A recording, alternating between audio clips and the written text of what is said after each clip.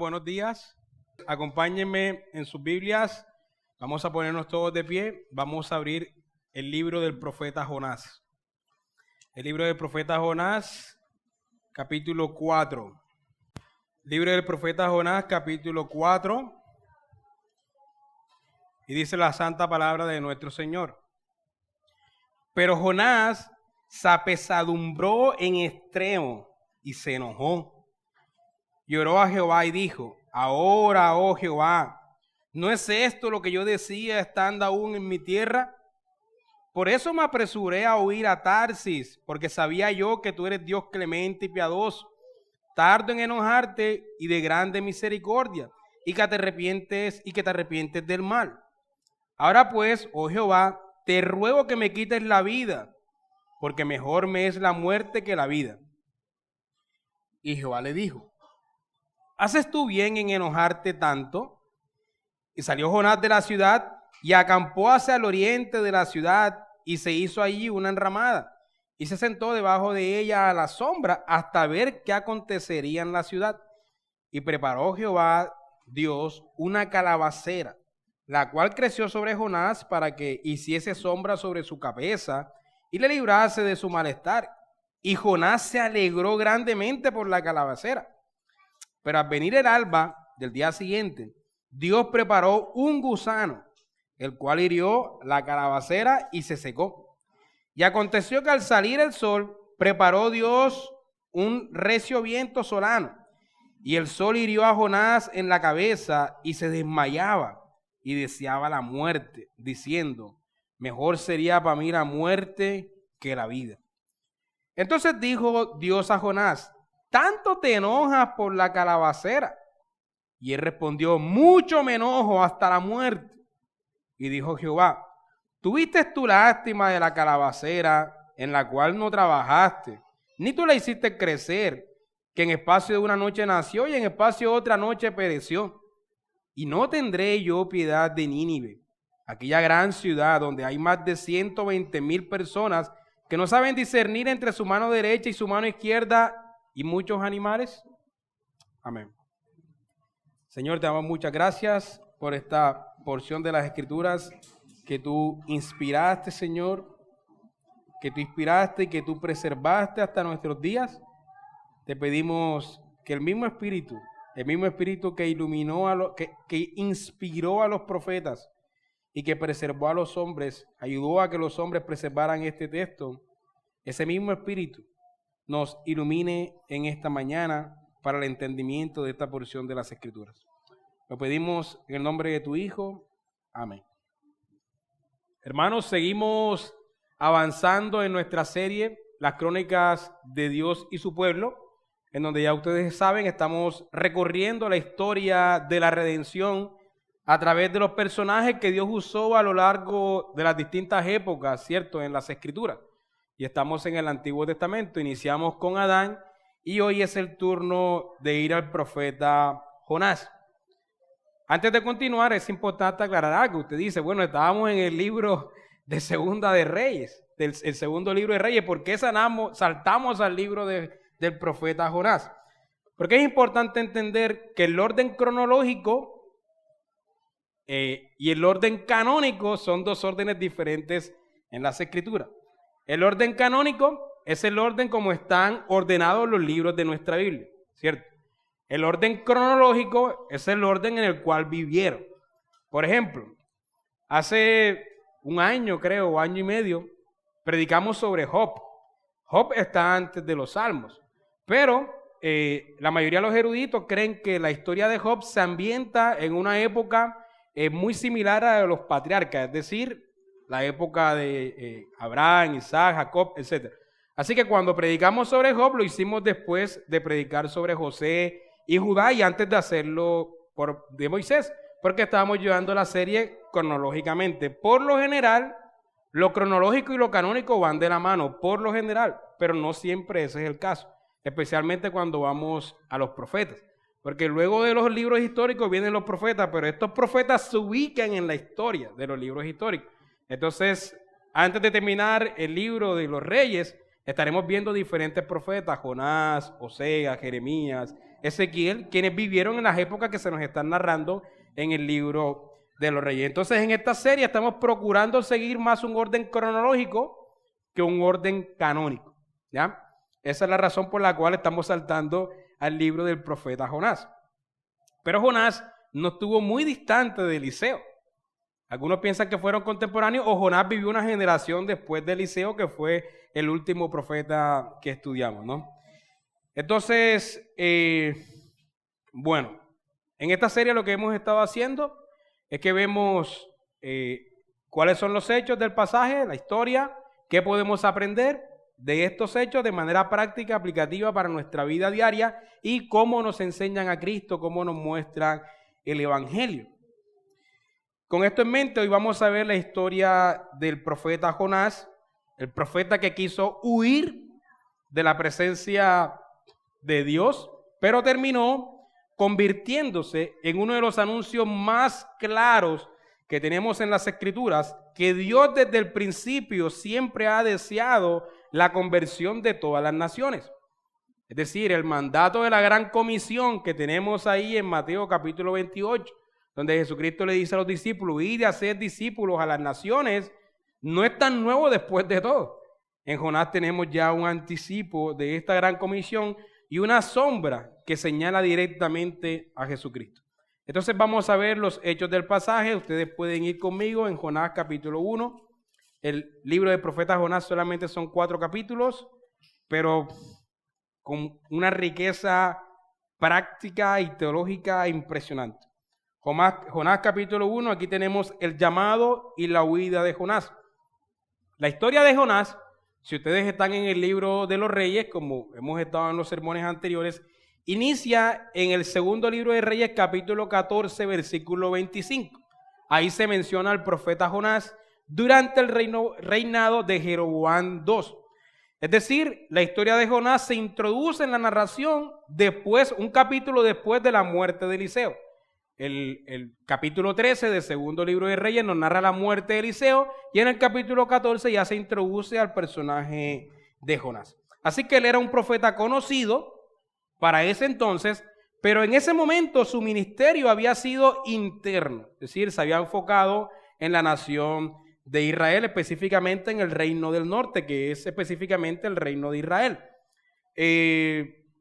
Sin embargo, aquí leemos en el versículo 1 lo siguiente del capítulo 1. Vino palabra de Jehová a Jonás, hijo de Amitai. Dios le va a dar una comisión inesperada y para sus días una comisión escandalosa. Le dice versículo 2, levántate y ve a Nínive, aquella gran ciudad, y pregona contra ella, porque ha subido su maldad delante de mí. Hermanos, Nínive, para que nos ubiquemos, era la capital del imperio asirio. A ver, recordemos que el reino de Israel era un solo reino bajo la dinastía o bajo el reinado de David y de Salomón, pero luego de la muerte de Salomón se divide el reino en dos. Reino del norte, que se va a conocer de aquí en adelante como reino de Israel, y reino del sur, que se va a conocer de aquí en adelante como reino de Judá. De ahí que hablemos hoy de judíos y no de israelitas. Judíos viene de Judá, ¿cierto? Entonces, estos dos reinos van a dividirse y cada uno de los reinos va a recibir disciplina de un reino extranjero. El reino del sur, que lo veremos más adelante, va a recibir una disciplina de los babilonios. Pero el reino del norte va a recibir una disciplina de los asirios. Y Nínive es la capital de los asirios. Y Jonás es un profeta del reino del norte. Es decir, Dios le está diciendo prácticamente que vaya a la capital del reino que Dios mismo va a usar unos cuantos años después para traer juicio sobre su nación. Esta orden era impensable para el profeta, que Dios estuviera mandándolo a sus enemigos, aquellos que Dios iba a usar para traer juicio sobre Israel. Y además de esto, implicaba llevar un mensaje de advertencia al corazón del enemigo nacional. Es decir, aquí hay muchos peligros. Ir al corazón del enemigo nacional a decirle que te arrepienta, esto puede generar problemas para ti. En lugar de obedecer, lo que hace Jonás es que huye en la dirección contraria. Desciende a Jope y encuentra un barco rumbo a Tarsis. Los teólogos piensan que Tarsis es lo que posiblemente es lo que hoy es España. Es decir, Dios le estaba mandando que fuera a la derecha y él iba rumbo a la izquierda, lo más lejos que él conocía de aquel entonces, o lo más lejos que se conocía en el mundo de aquel entonces. Y entonces paga su pasaje para escapar de la presencia de Jehová. Pero cuando va en el barco rumbo a Tarsis, lo más lejos de la misión que Dios le había dado, Dios envía una gran tormenta, una poderosa tormenta sobre el mar. Y entonces dice que había muchos marineros y cada marinero oró a su Dios y lanzaron las cargas al mar. Y mientras todo esto pasaba, mientras los marineros estaban asustados, orando a su Dios y tirando la carga al mar, Jonás estaba durmiendo profundamente, nos dice el pasaje, en el fondo del barco. Increíble. Entonces el capitán del barco se acerca y lo despierta y le dice, ¿qué haces? Ruega también a tu Dios para ver si somos librados de esta tormenta. Entonces los marineros dicen, debe haber algún responsable por lo cual nos está pasando esto. Entonces los marineros echan suerte para saber quién es el responsable, quién está allí, quién es el culpable de que esa tormenta haya llegado sobre ellos. Y entonces cuando echan la suerte cae sobre Jonás. Jonás es el culpable. Y cuando se le interroga, Jonás dice lo siguiente, yo soy hebreo y temo a Jehová, Dios de los cielos, que hizo el cielo y que hizo el mar y que hizo la tierra. Y entonces ellos se horrorizan al saber que Jonás estaba huyendo de su Dios. Pero ¿quién hace eso? Entonces desesperados le preguntan qué hacer y Jonás reconoce su culpa y dice, mira, tomadme y echadme al mar y entonces el mar se os aquietará. Los marineros no quisieron hacer eso, pensaron que eso era cargar con sangre inocente. Entonces ellos lo que hicieron fue que intentaron en lo posible remar antes de lanzar a Jonás, pero el mar se embravecía cada vez más. Ellos no vieron otra opción, entonces finalmente oraron pidiendo disculpas porque no querían derramar sangre inocente y lanzaron a Jonás al agua. Y tan pronto como Jonás cae al agua, la tempestad se calma. Y los marineros que empezaron el capítulo 1 clamando a sus ídolos, a sus propios dioses, terminan temiendo al Dios verdadero, aquel que Jonás había dicho que era el Dios del mar y de la tierra. Y entonces comienzan a ofrecer sacrificios y haciendo votos a Jehová, es decir, se convirtieron a Jehová a través de lo que había pasado. Así que en su rebeldía, Jonás se convierte en un instrumento para que paganos reconozcan al Señor. La gran comisión entonces, después de todo, no es tan nueva, ¿cierto? Ahora bien, el capítulo concluye con la sorprendente provisión divina. El mar está calmado, los marineros están tranquilos en su barco, Jonás está en el mar, y entonces Jehová había preparado, o tenía preparado, nos dice el pasaje, de antemano ya estaba preparado, Jehová tenía preparado un gran pez, es lo que dice el pasaje, que tragase a Jonás, y se nos dice que Jonás estuvo en el vientre del pez 3 días y 3 noches. El profeta quería huir de los planes de Dios, pero eso era algo imposible. Y entonces en el capítulo 2 tenemos la oración de Jonás dentro del vientre del gran pez, que hoy creemos que es una ballena.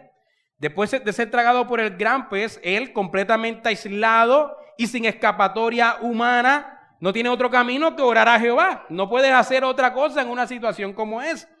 Y Jonás comienza recordando cómo clamó en su angustia y cómo Dios lo escuchó. Describe cómo fue lanzado a lo profundo, rodeado por las corrientes, sintiendo que toda esperanza se desvanecía. Entonces habla de algas enredadas en su cabeza y cómo no, si estaba en el fondo del mar. Y de cómo descendió hasta los cimientos de los montes, es decir, literalmente hasta el fondo del mar.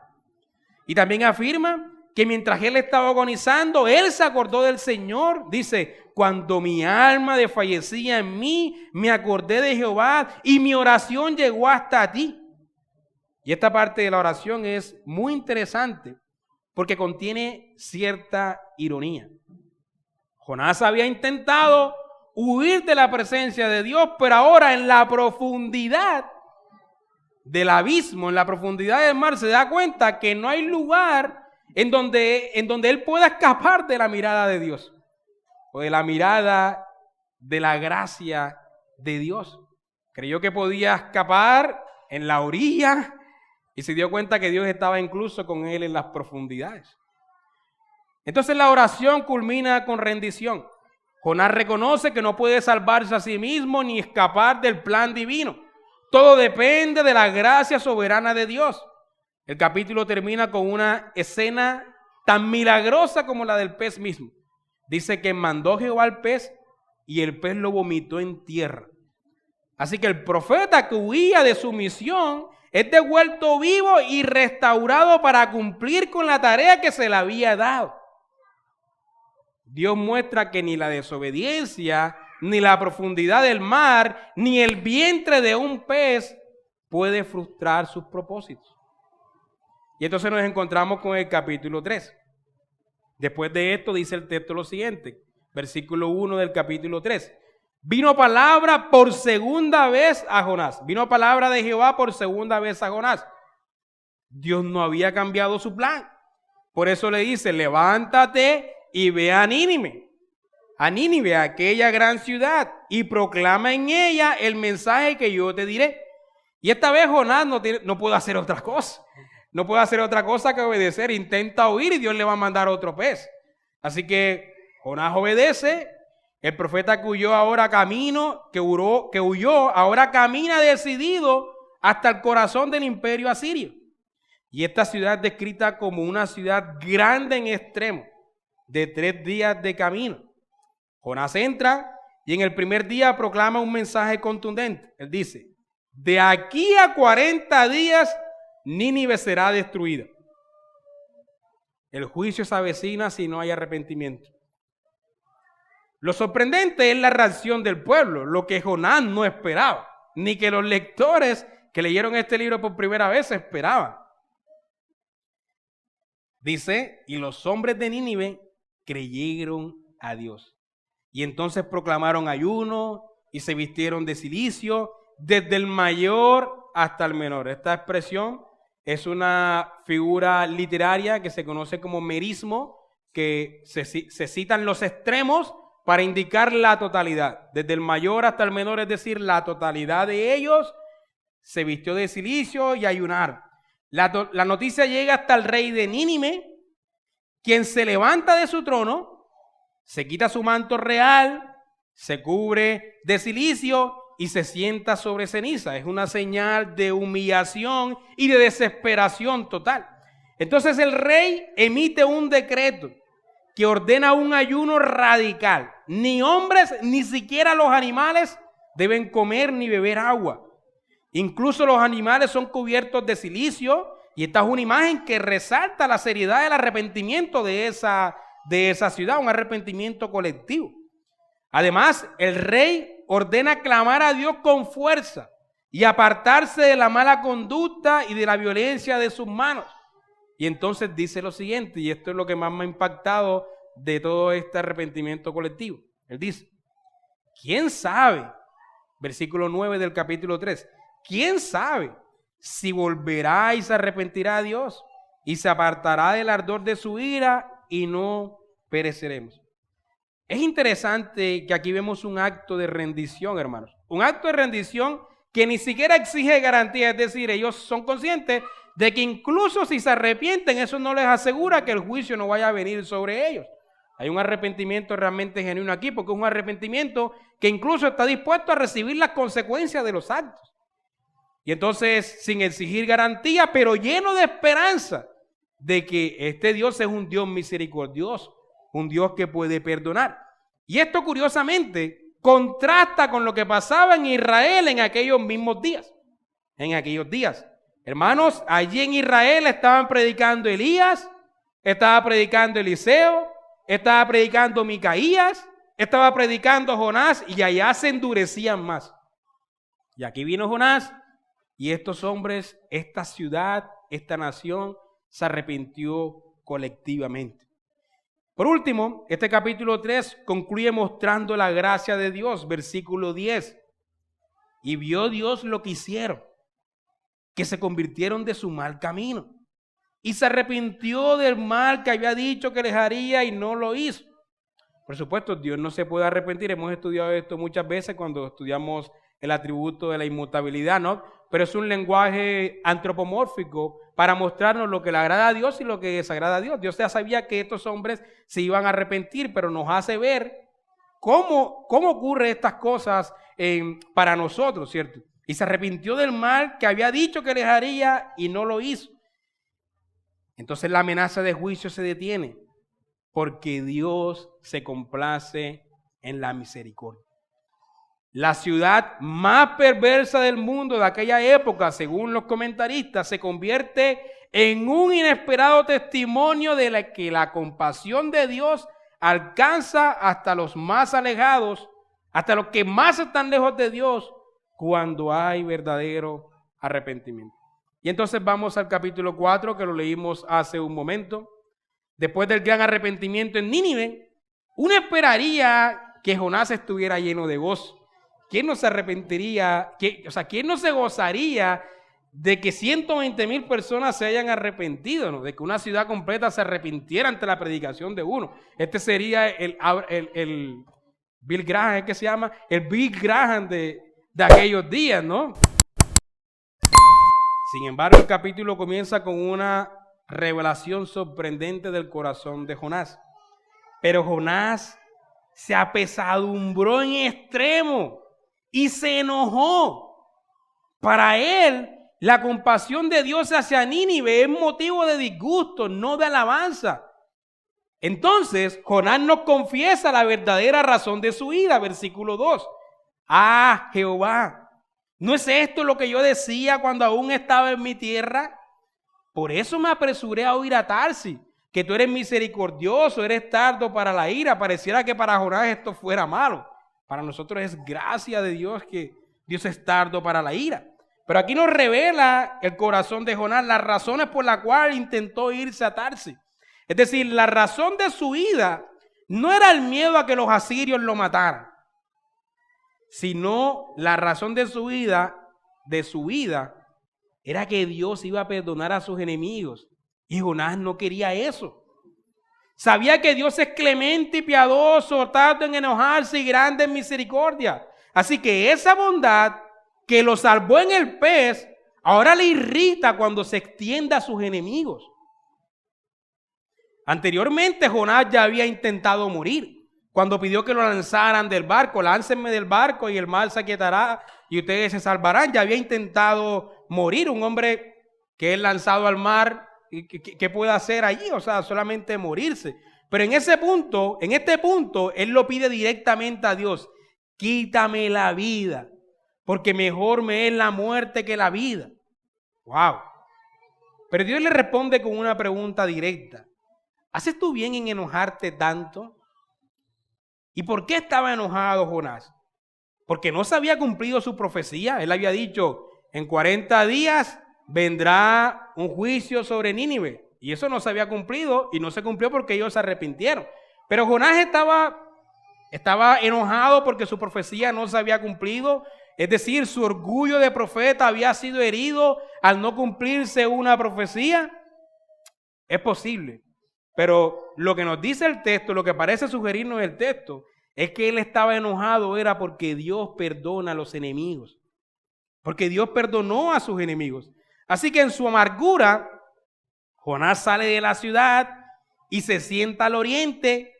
Y nos dice el versículo 5 que estaba esperando a ver qué pasaría. Es decir, incluso si ellos se habían arrepentido, Jonás estaba esperando a que cayera juicio sobre ellos. Todavía parece anhelar el juicio sobre Nínive. Y allí entonces hace una enramada para protegerse del sol, se pone gafas oscuras, él va a ver los juegos artificiales que van a caer, está expectante del juicio. Y entonces Jehová prepara una planta que crece, da sombra a Jonás, aliviando su molestia. Y por primera vez en los 4 capítulos se nos dice que Jonás se alegró con gran alegría. Pero Dios estaba formando su corazón.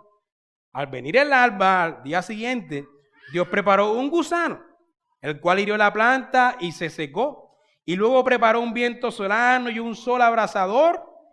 Entonces Jonás, deshidratado y miserable, vuelve a desear la muerte.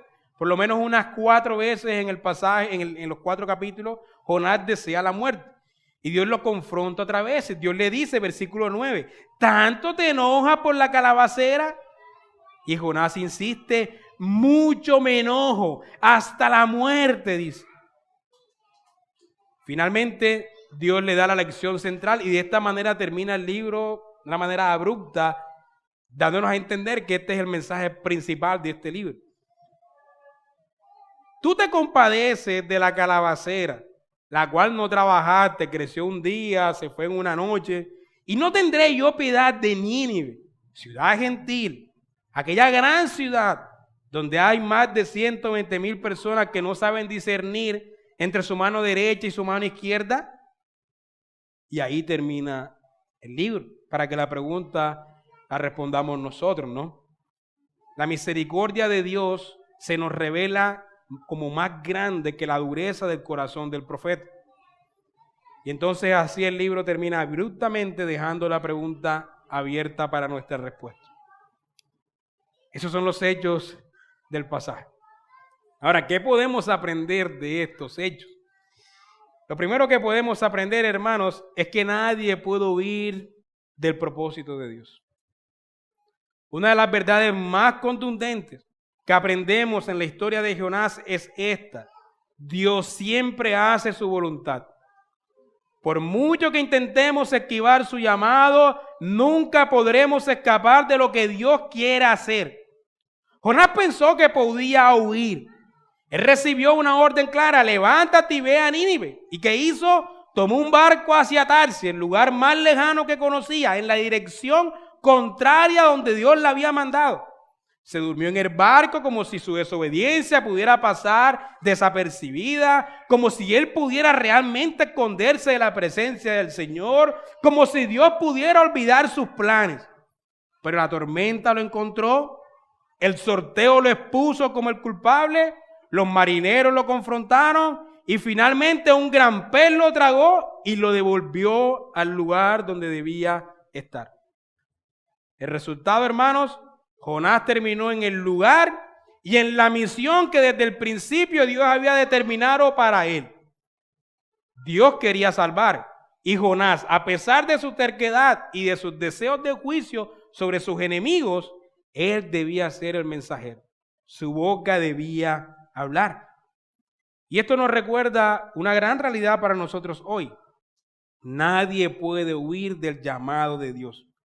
No importa cuántas excusas pongamos, no importa cuántas puertas cerremos, no importa cuántos barcos a Tarsis, en cuántos barcos a Tarsis nos embarquemos.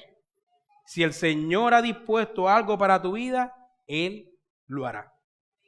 Él enviará un gran pez, escúchame bien, Él enviará un gran pez que te tragará y te pondrá donde Él quiere que estés.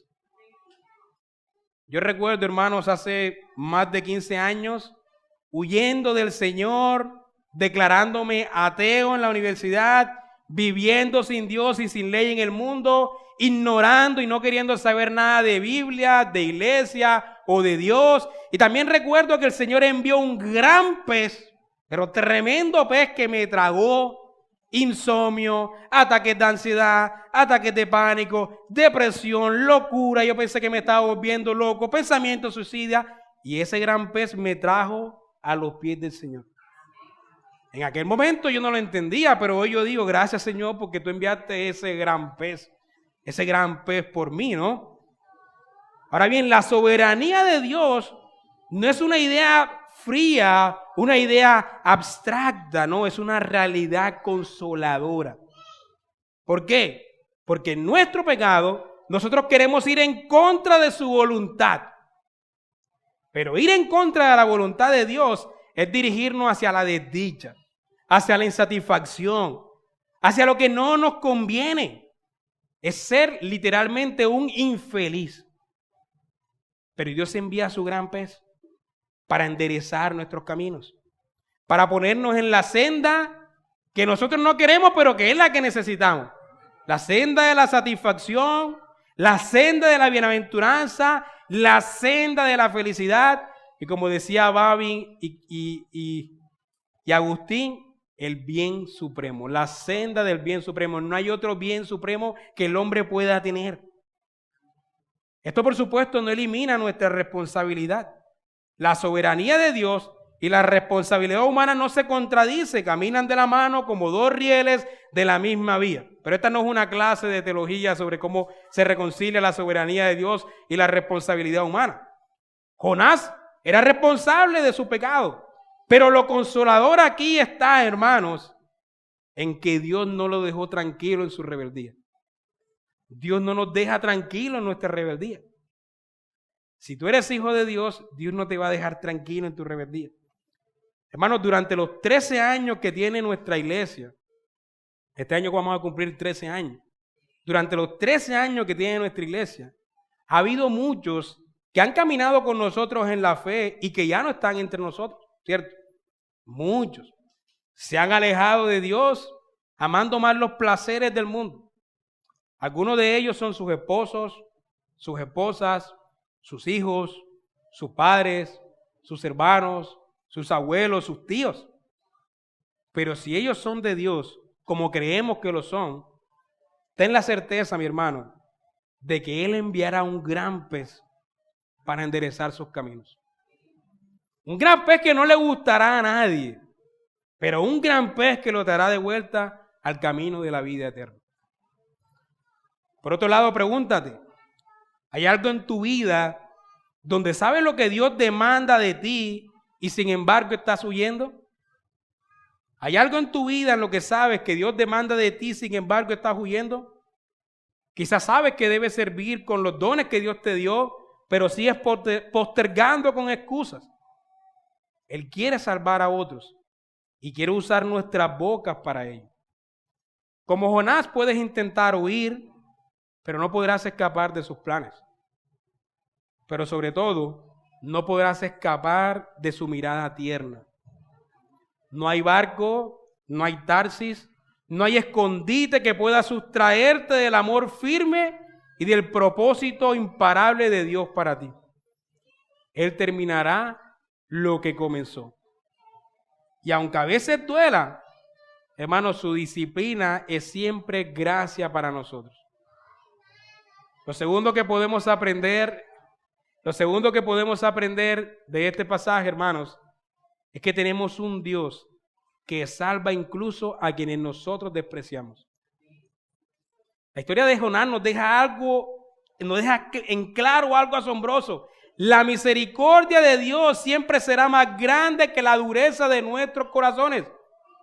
A lo largo de estos capítulos, Jonás fue rescatado de ahogarse en el mar, sostenido por un pez, perdonado a pesar de su rebeldía.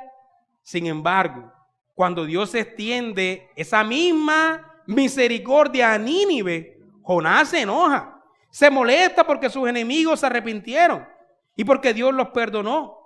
La predicación de Jonás buscaba condenar a sus enemigos. Él no tenía el deseo de que ellos se arrepintieran. Jonás fue allá con la clara intención de predicar juicio para que el juicio cayera sobre ellos. No tenía ningún deseo de que ellos se arrepintieran. ¿Y qué predicador no desea el arrepentimiento de aquellos a quienes les predica? Nos frustramos porque no se arrepiente nadie cuando predicamos. Aquí estaba pasando lo contrario. ¿Te imaginas a Noé enojándose porque su generación se arrepintiera y se salvara del diluvio? O a Jeremías, el profeta conocido como el profeta llorón, enfadado porque su pueblo finalmente escuchó sus advertencias. Y este es un retrato incómodo el que tenemos aquí. Un predicador que prefería ver fuego del cielo antes que gracia derramada. Y esto nos confronta hoy con una pregunta directa. ¿Qué es lo que realmente Dios quiere? El punto del libro de Jonás no es solo que Dios siempre hace su voluntad, como vimos en la primera aplicación. Ese no es el punto del libro, sino que el punto del libro nos muestra cuál es su voluntad. Dios siempre hace su voluntad, pero ¿cuál es su voluntad? ¿Qué es lo que Dios quiere? Y la respuesta es la salvación.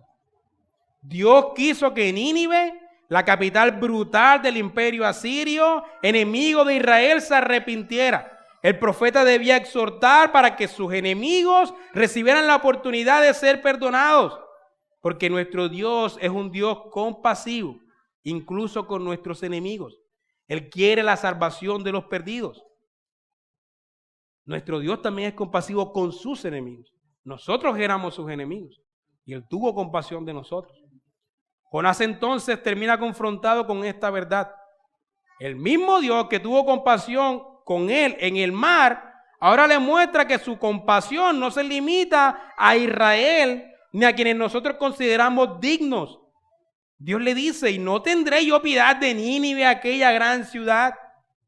El corazón de Dios, hermanos, es cualitativamente diferente al nuestro. Él ama y salva a los que tú y yo tal vez nunca invitaríamos a nuestra mesa. Y gloria a Dios por eso. Como dice el pastor Luis Román en algunas conversaciones privadas, menos mal que no todos los cristianos en esta ciudad son presbiterianos. Porque entonces, ¿quién predicaría allá en Jenequén? ¿Quién predicaría allá en el Pozón? ¿Y quién predicaría en los lugares a los que nosotros nunca iríamos? ¿Quién lo haría? Y esta es una advertencia seria para nuestra iglesia hoy. A veces nosotros, como Jonás, preferimos ver juicio antes que salvación para los que nos incomoda o para los que nos han herido. Nos cuesta creer que Dios puede perdonar a ese vecino amargado, a ese familiar hostil, a ese jefe opresivo, a esa persona que despreciamos en lo profundo. Pero la misericordia de Dios no se adapta a nuestros límites. Por eso el libro termina con Jonás confrontado y confrontándonos a nosotros también en esta mañana. Dios confronta a nuestro egoísmo con su gracia. Él quiere salvar. Así que Él ama y salva enemigos como nosotros. Nosotros debemos anhelar entonces también que Dios salve al peor rebelde, que el peor rebelde escuche el evangelio y viva. Si tú has recibido misericordia, entonces no te la guardes. Ve y extiende la buena noticia. Así que aquí tenemos la gran comisión, pero en el Antiguo Testamento.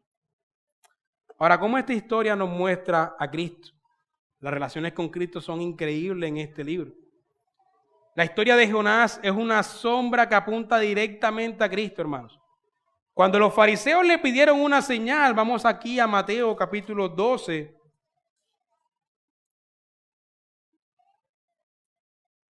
Mateo capítulo 12, versículo 39. Vamos a leer desde el versículo 38, Mateo 12, versículo 38.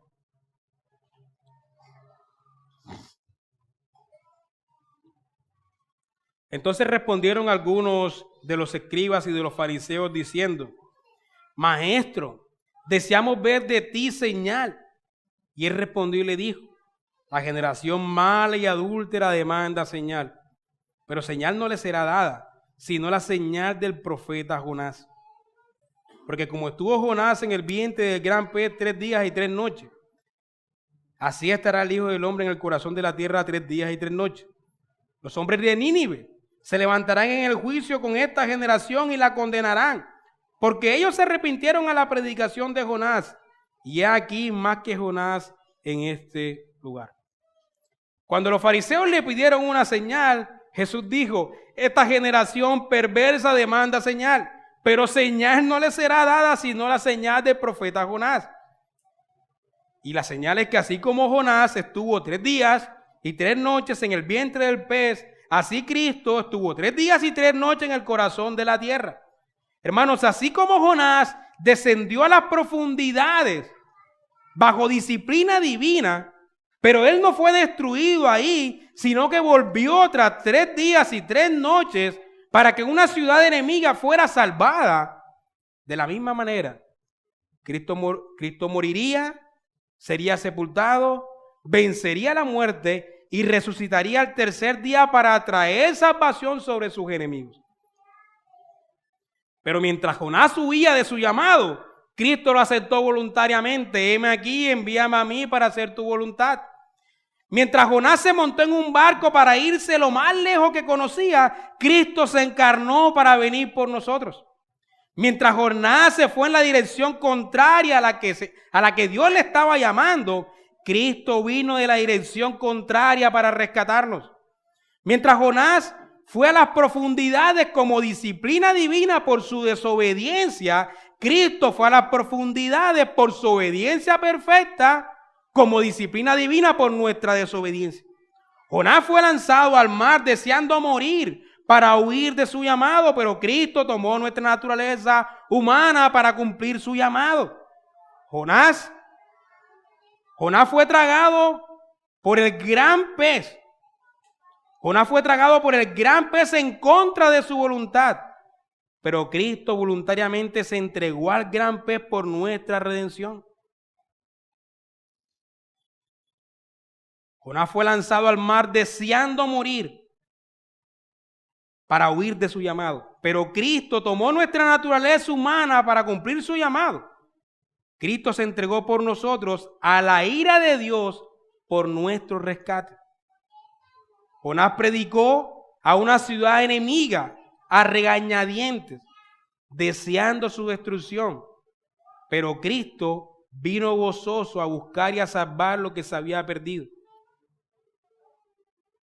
Jonás entró y salió del vientre del pez por su propia culpa, pero Cristo salió victoriosamente de la culpa para librarnos más bien de la culpa. Cristo salió victoriosamente de la tumba para librarnos de la culpa. Jonás se sentó fuera de la ciudad esperando verla caer, ¿no? Pero Cristo lloró sobre Jerusalén, lamentando su dureza de corazón, y luego entró a morir por ella. Jesús es el mejor Jonás. Él no solo predica del camino, Él mismo es el camino. No solo anuncia la salvación, sino que Él mismo es la salvación. No solo predica de arrepentimiento, sino que Él mismo lo concede.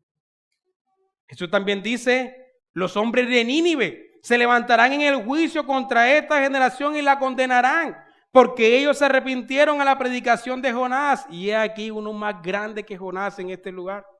Hermanos, los ninivitas, paganos, enemigos de Israel, escucharon un mensaje breve, predicado por un profeta rebelde y amargado, y se arrepintieron.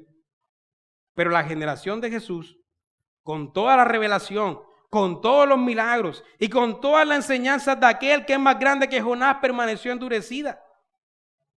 Por eso en el día del juicio, nos dice el pasaje, los ninivitas la condenarán. Y los días de Jesús son similares a los días de Jonás.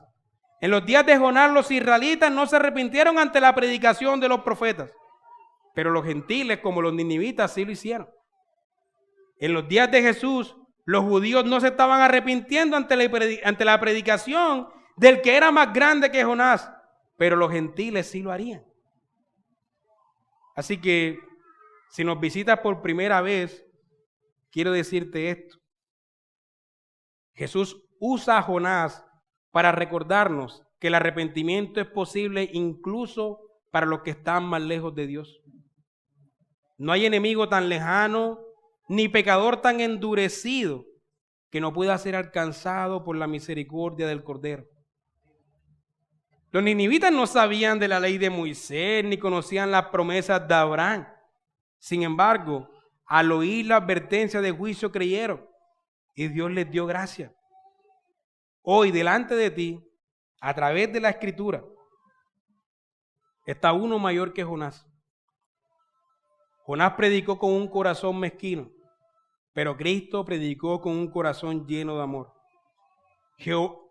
Jonás no quería la salvación de los ninivitas, pero Cristo murió para traerte salvación.